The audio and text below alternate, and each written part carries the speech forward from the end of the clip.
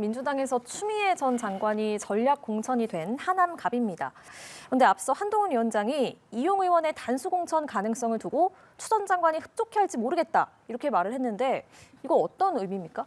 제가 근데 그 한동훈 위원장 워딩은 이제까지는 이게 매우 분명했거든요. 예. 근데 이 부분은 좀 이게 제가 전문을 다 찾아봐도 배경이나 좀 이게 두 가지 해석을 저도 잘 모르겠어요.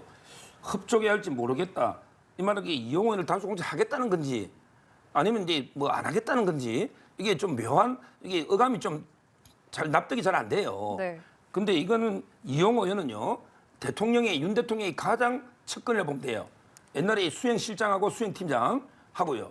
최근에 그 윤 대통령과 한동훈 위원장 갈등이 좀 있었잖아요. 그때도 유일하게 아마 윤 대통령을 편든 이런 분이거든요. 그러니까 한동훈 위원장 입장에서는 이제 너무 윤 대통령의 측근을 단수로 하기도 그럼 이게 시스템 공천에 좀 부담이 있지 않냐. 그래서 안 한다는 의미로 이게 흡족해 할지 모르겠다. 이렇게 말한 건지 아니면 이게 그냥 공천할 텐데 추미애 의원이 뭐 어떨지 이게 잘 표현이 저도 잘 납득이 안 돼요. 근데 또 시스템에 따라 한다면 그 이창건 위원장이 있어요. 4년 전에 그 놓아가지고 지역위원장이거든요. 그러다 보니까 이제 경선을 갈지 단수 공천할지 아마 이것도 경론이 상당히 벌어지지 않을까. 예. 좀 고민이 많기 때문에 이렇게 묘한 발언이 나오지 않았을까 이런 생각도 드는데 어떻게 이 발언 어떻게 해석해야겠습니까?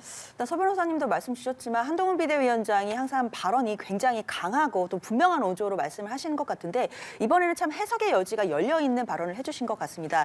그러나 저는 이 부분을 좀 달리 봐야 될 것 같은데요. 결국 한동훈 비대위원장께서 이 공천을 계속해서 객관적인 기준에 따라 시스템 공천을 하고 있다라고 말씀해 오셨는데 오늘 발언을 보면 좀 지도부라든지 비대위원장의 어떤 주관적인 생각들이 많이 들어가는 것은 아닌가라는 우려가 듭니다. 결국 뭐 추미애 전 장관이 흡족해 할지 모르겠다에 따라서 공천이 결정된다는 취지인지 저는 좀 아리송한 측면들이 있거든요. 그래서 저는 이런 부분들도 그냥 그동안 계속 말씀해 오셨던 것처럼 시스템 공천대로 하면 된다라는 취지로 말씀 주셨으면 될 것을 추미애 전 장관을 너무 의식하시는 것이 아닌가라는 생각은 들었습니다.